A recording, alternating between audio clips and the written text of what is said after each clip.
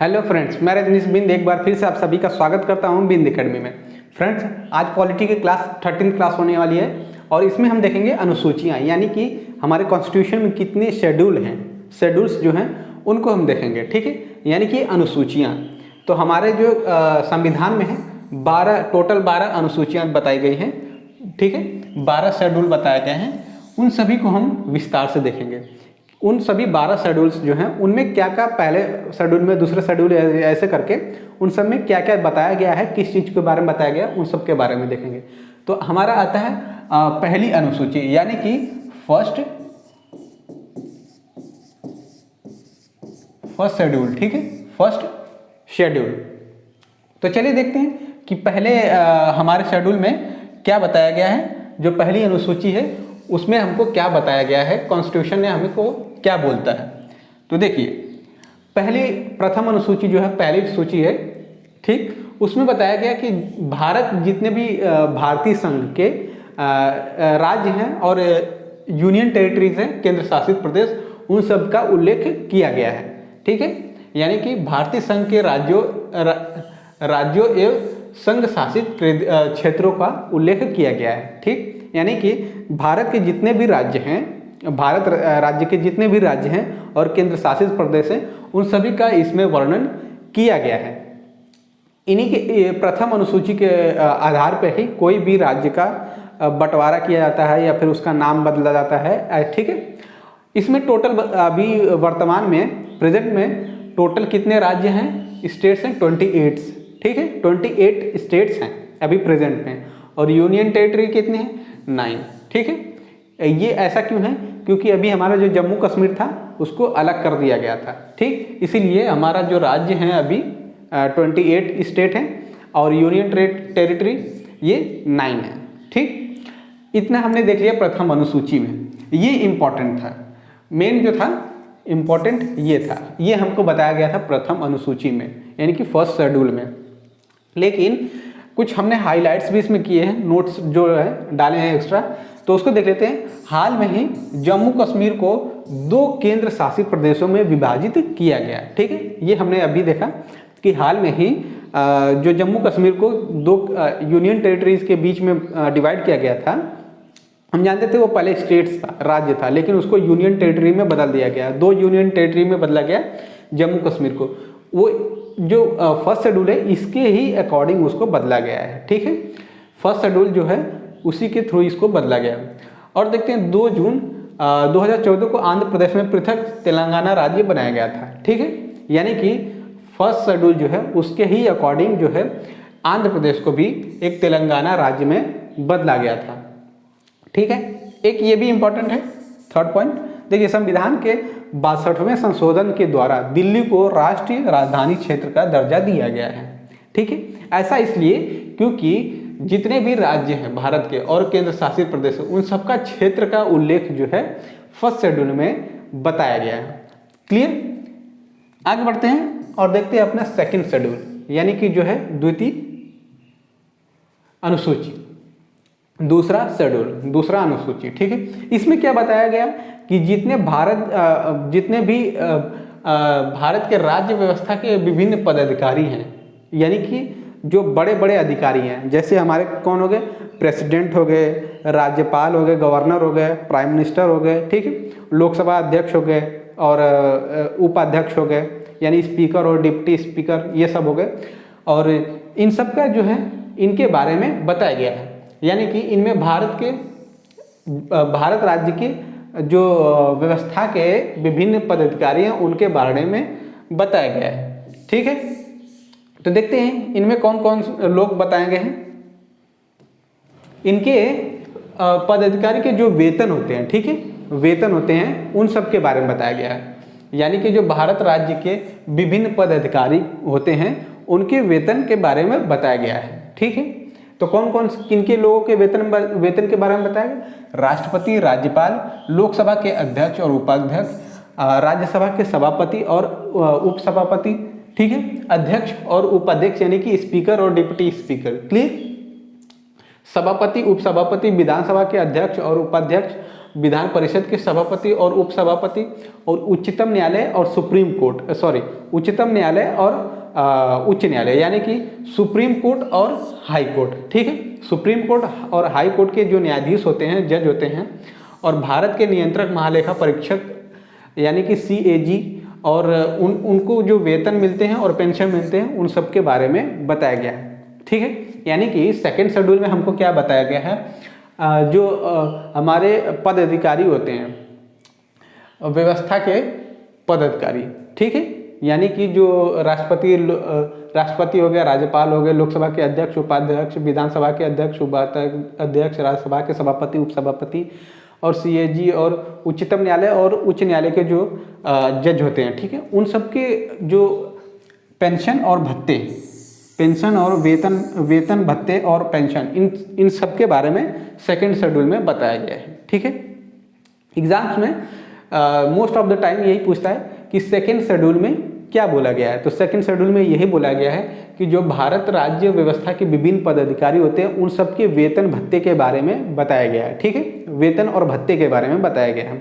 लेकिन कभी कभी पूछ देता है कि जो राज्य व्यवस्था के विभिन्न पदाधिकारी होते हैं, उनमें कौन कौन से लोग शामिल होते हैं, तो इनका भी ऑप्शन आ सकता है। ठीक है, इन सब का तो ध्यान से देखिएगा, राष्ट्रपति हो गए, गवर्नर हो गए, और स्पीकर, डिप्टी स्पीकर लोकसभा और राज्यसभा के, ठीक है, और विधान परिषद के, उच्चतम न्यायालय के और उच्च न्यायालय के, हाई कोर्ट हो गए और CAG हो गए, इन सब के जो वेतन और भत्ते होते हैं, उन सब के बारे में जो है सेकंड शेड्यूल में बताया गया है। क्लियर? आगे देखते हैं थर्ड अनुसूची, थर्ड शेड्यूल, जो कि है तृतीय यानी कि तीसरी अनुसूची। ठीक है, तीसरी अनुसूची, इसमें क्या बताया गया है, इसमें हमको स्पेशली जितने भी व्यवस्था के पदाधिकारी थे, उन सबके ओथ यानी कि शपथ के बारे में बताया गया है। ठीक है, शपथ के बारे में। तो देखिए, विभिन्न पदाधिकारियों जैसे राष्ट्रपति हो गए, उपराष्ट्रपति हो गए, मंत्री, उच्चतम न्यायालय के और उच्च न्यायालय के जो जज हो गए, न्यायाधीश हो गए, उनके द्वारा जो पद ग्रहण लेने का समय होता है, पद ग्रहण लेने के समय जो लेने वाली शपथ होती है, ठीक है, शपथ का उल्लेख किया गया है। शपथ यानी कि ओथ। ठीक है, यानी कि तीसरी जो अनुसूची है उसमें सिर्फ ओथ के बारे में बताया गया है। जितने भी पदाधिकारी होते हैं, राष्ट्रपति, उपराष्ट्रपति, मंत्री और उच्च न्यायालय और उच्चतम न्यायालय के जो हाई कोर्ट के जो जज होते हैं, उन सबके द्वारा जो शपथ ली जाती है, ओथ ली जाती है, उन सब के बारे में बताया गया है। ठीक है, तो पहली अनुसूची में हमने देखा कि जो स्टेट्स है और यूनियन टेरिटरी है, उसके बारे में बताया गया है। दूसरी जो अनुसूची है यानी सेकंड शेड्यूल है, उसमें क्या बताया गया है, जितने भी पदाधिकारी हैं, भारत राज्य के जितने भी पदाधिकारी हैं, उन सब के वेतन और भत्ते के बारे में बताया गया। और तीसरी अनुसूची में क्या बताया कि जितने भी पदाधिकारी हैं, उन सबके शपथ यानी कि ओथ के बारे में बताया गया है। क्लियर? अब देखते हैं हम फोर्थ शेड्यूल यानी कि चौथी अनुसूची। तो फोर्थ शेड्यूल में हमको क्या बताया गया है चौथी अनुसूची में, इसमें जो है विभिन्न राज्यों तथा संघीय क्षेत्रों, विभिन्न राज्यों यानी कि स्टेट्स, डिफरेंट जो अलग अलग स्टेट्स हैं और यूनियन टेरिटरी है, उन सबके राज्यसभा में प्रतिनिधित्व का विवरण बारे में बताया गया है। यानी कि जितने भी लोग हैं, प्रतिनिधित्व हैं, उन सबका राज्यसभा में विवरण बताया गया है। ठीक है, आगे देखते हैं फिफ्थ शेड्यूल यानी कि पांचवी अनुसूची। इसमें जो है विभिन्न अनुसूचित क्षेत्रों और अनुसूचित जनजातियों के प्रशासन और नियंत्रण के बारे में उल्लेख किया गया है। यानी कि जितने भी शेड्यूल्ड एरिया हैं, ठीक है,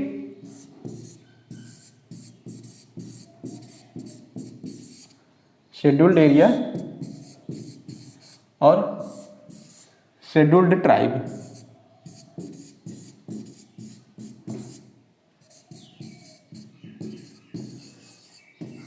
ये दो हैं। ठीक है, जो अनुसूचित क्षेत्र है और अनुसूचित जनजाति, इनके प्रशासन यानी कि एडमिनिस्ट्रेशन,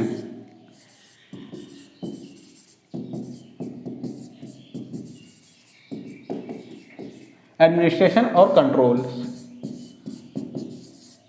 एडमिनिस्ट्रेशन और कंट्रोल यानी कि प्रशासन और नियंत्रण के बारे में बताया गया है। ठीक है, 5वीं अनुसूची में हमको क्या बताया गया, जो अनुसूचित क्षेत्र है और अनुसूचित जनजाति यानी कि शेड्यूल्ड एरिया और शेड्यूल्ड ट्राइब जो हैं उनके एडमिनिस्ट्रेशन और कंट्रोल के बारे में बताया गया है 5वीं अनुसूची में। ठीक है, 5th शेड्यूल में। क्लियर, 5वीं अनुसूची में हमको क्या बताया गया है, अनुसूचित क्षेत्र और अनुसूचित जनजाति इन दोनों के प्रशासन यानी कि एडमिनिस्ट्रेशन और कंट्रोल के बारे में बताया गया है। ठीक है, अब देखते हैं अपना 6th शेड्यूल यानी कि 6ठा अनुसूची। तब आता है हमारा 6th शेड्यूल, 6वीं अनुसूची। देखिए इसमें क्या है, इसमें जो जनजाति क्षेत्र हैं उन सब के बारे प्रशासन के बारे में बताया गया है, लेकिन कौन कौन से हैं, असम, मेघालय, त्रिपुरा और मिजोरम, ये 4 ऐसे राज्य हैं, असम, मेघालय, त्रिपुरा और मिजोरम, ये 4 ऐसे राज्य हैं जिनके जनजाति क्षेत्रों, ठीक है, जनजाति क्षेत्रों के प्रशासन के बारे में यानी कि एडमिनिस्ट्रेशन के बारे में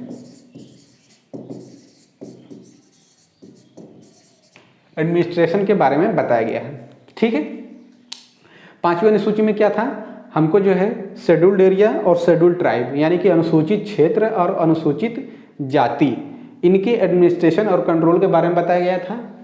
6वीं अनुसूची में हमको क्या बताया गया है, असम, मेघालय, त्रिपुरा और मिजोरम इनके जो जनजाति हैं, जनजाति क्षेत्र है, इसके प्रशासन यानी कि एडमिनिस्ट्रेशन के बारे में बताया गया है।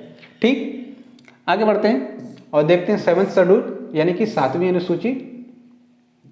तो देखिए 7वीं अनुसूची में क्या बताया गया, केंद्र और राज्यों के बीच में जो शक्तियां होती हैं, केंद्र और राज्य यानी कि सेंटर और स्टेट, ठीक, सेंटर और स्टेट के बीच में जो पावर्स होती हैं उनके बंटवारे के डिस्ट्रीब्यूशन के बारे में बताया गया है। तो केंद्र और राज्यों के बीच के शक्तियों के बंटवारे के बारे में बताया गया है। इसमें 3 सूचियां बनाई गई हैं। ठीक है, 3 सूचियां कौन कौन सी है, संघ सूची, राज्य सूची और समवर्ती सूची। ठीक, अब देखते हैं संघ सूची और राज्य सूची और समवर्ती सूची में क्या फर्क है। तो संघ सूची में क्या है, इसमें जो है दिए गए विषयों पर केंद्र सरकार जो है कानून बना सकती है, यानी कि जो पहली अनुसूची में जो जो कार्य दिए रहेंगे उन सब पर क्या है, सिर्फ और सिर्फ सेंटर ही कानून बना सकती है। ठीक है, आगे देखते हैं राज्य सूची। राज्य सूची में क्या है, राज्य सूची में जो दिए गए विषय होते हैं उस पर राज्य सरकार तो कानून बना सकती है और राष्ट्र हित में संबंधित होने पर केंद्र सरकार भी उस पर कानून बना सकती है। ठीक, यानी कि संघ सूची में जो टॉपिक दिए रहेंगे उन सभी टॉपिक पे स्टेट्स जो है अपना कानून बना सकती है, लेकिन अगर वह राष्ट्र हित में रहा तो चाहे तो जो सेंटर है वह भी कानून बना सकती है। क्लियर, अब हमारा आता है समवर्ती सूची, तीसरी सूची जो है समवर्ती सूची। इसके अंतर्गत दिए गए विषयों पर केंद्र और राज्य दोनों सरकारें कानून बना सकती हैं। ठीक है, दोनों सरकारें कानून बना सकती है, परंतु कानून के विषय समान होने पर केंद्र सरकार द्वारा बनाया गया कानून ही मान्य होगा। ठीक है, यानी कि कहीं ना कहीं देखें तो सेंटर ज़्यादा पावरफुल है। क्लियर,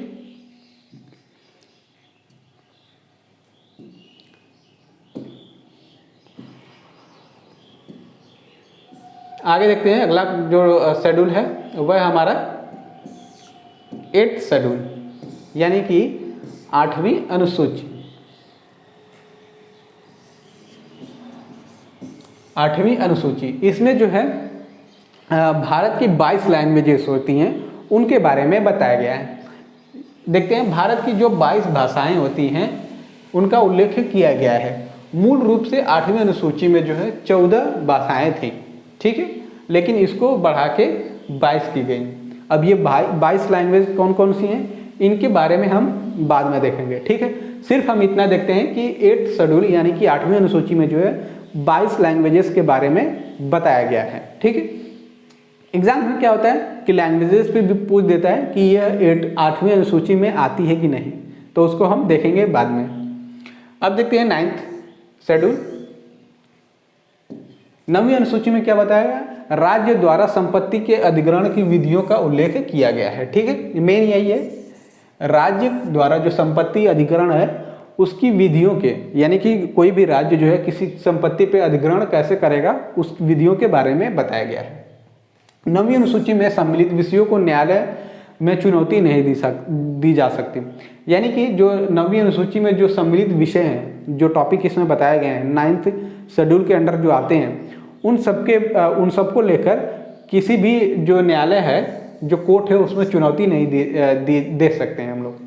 संविधान में 9वीं अनुसूची में प्रथम संविधान संशोधन अधिनियम 1951 के द्वारा इसको शामिल किया गया था, जोड़ा गया था। ठीक है, यानी कि 9वीं अनुसूची में जो है अनुसूची प्रथम संविधान संशोधन अधिनियम द्वारा 1951 के तहत इसको लाया गया था। ठीक, आगे बढ़ते हैं अब और देखते हैं 10th शेड्यूल, जो कि है 10वीं अनुसूची। इसमें क्या बताया गया? इसमें ये बताया गया दल बदल के बारे में, यानी कि इसमें दल बदल से संबंधित प्रावधानों का उल्लेख किया गया है। दल बदल यानी इन द सेंस जो पार्टी होती है, जो पॉलिटिकल पार्टीज होती हैं, उसके मेंबर, जैसे मान लीजिए 2 पॉलिटिकल पार्टी हैं, ठीक है, तो एक पॉलिटिकल पार्टी का मेंबर अपना पार्टी छोड़ के दूसरे पॉलिटिकल पार्टी में चला जाता है, तो उसको क्या बोला जाता है? दल बदल बोला जाता है। ठीक है, तो उसका उन सबका दल बदल के संबंधित प्रावधान क्या क्या है, ठीक है, नियम क्या है, उन सबका जो है 10वीं अनुसूची में बताया गया है। आगे देखते हैं 10वीं जो 10th शेड्यूल है 10वीं अनुसूची, उसको संविधान के 52वें यानी 52 संशोधन अधिनियम 1985 के तहत जोड़ा गया है। ठीक है, यानी कि इसको याद रखिएगा, ये इंपॉर्टेंट है ये भी, कि जो 10वीं अनुसूची है कौन से संशोधन के द्वारा, अमेंडमेंट के द्वारा इसको लागू किया गया था। तो अमेंडमेंट कौन सा था? 52 अमेंडमेंट 1985। क्लियर? आगे देखते हैं 11th शेड्यूल, यानी कि 11वां अनुसूची। इसमें जो है पंचायती राज जो संस्थाएं होती हैं, स्पेशली पंचायती राज के बारे में बताया गया है, और इसमें पंचायती राज में 29 वो होते हैं सब्जेक्ट। ठीक है, यानी कि 29 विषय होते हैं। देखिए 11वीं अनुसूची संविधान में 73वें संवैधानिक संशोधन अमेंडमेंट जो है, ठीक है, अमेंडमेंट 73rd अमेंडमेंट 1993 के तहत इसको जोड़ा गया था। क्लियर? इसमें 11वीं अनुसूची में इतने याद रखिए कि 11वीं अनुसूची में पंचायती राज के बारे में बताया गया है, और ये कौन से अमेंडमेंट के द्वारा, यानी कि संविधान संशोधन के द्वारा इसको जोड़ा गया है? 73rd अमेंडमेंट 1993 के तहत इसको जोड़ा गया है। ठीक, आगे देखते हैं 12th शेड्यूल, यानी कि 12वीं अनुसूची, जो कि हमारी लास्ट अनुसूची है। तो इसमें जो शहरी क्षेत्र हैं और स्थानीय स्वास्थ्य संस्था है, उनको कार्य करने के लिए उसके बारे में और उसके 18 सब्जेक्ट के बारे में बताया गया है। ठीक है, और इसको जो जोड़ा गया है अनुसूची 74, जो इसको जोड़ा गया है 74th अमेंडमेंट 1993 के तहत इसको भी जोड़ा गया है। ठीक, इतना याद हो गया। देखिए 12वीं अनुसूची में ये बताया गया है कि शहरी क्षेत्र की स्थानीय स्वशासन संस्थाओं के बारे में और उसके जो 18 विषय हैं, इन सब के बारे में बताया गया है। और ये कौन से अमेंडमेंट? 74 अमेंडमेंट 1993 के तहत इसको जोड़ा गया है। ठीक है, तो हमने पूरा याद यहाँ पे देख लिया कि पहली अनुसूची जो है हमारे स्टेट और यूनियन टेरिटरी के बारे में है, पहली हमने देख ली। दूसरा हमने देख लिया कि जितने भी पदाधिकारी हैं, ठीक है, उनकी सैलरी के बारे में बताया गया है। फिर तीसरा हमारा आता है, तीसरा जो जितने भी पदाधिकारी हैं उनके ओथ के बारे में आता है, बताया गया है। और फोर्थ क्या है, जो सेंटर हैं और स्टेट हैं उनके पावर्स के डिस्ट्रीब्यूशन के बारे में बताया गया है। ठीक है, पांचवा हमने देख लिया, पांचवा देखा कि जितने भी शेड्यूल्ड ट्राइब हैं और शेड्यूल्ड एरिया है उनके एडमिनिस्ट्रेशन और कंट्रोल के बारे में बताया गया है। सिक्स्थ हमने देखा असम, मेघालय, मिजोरम और ऐजवाल, इन सब के जो एडमिनिस्ट्रेशन है इन सब के बारे में बताया गया है। इसी तरह हम लगातार सारी टॉपिक कवर कर चुके हैं। जो 12वीं अनुसूची है वहाँ तक हमने विस्तार से देख लिया। ठीक है, तो बस आज की क्लास के लिए इतना ही।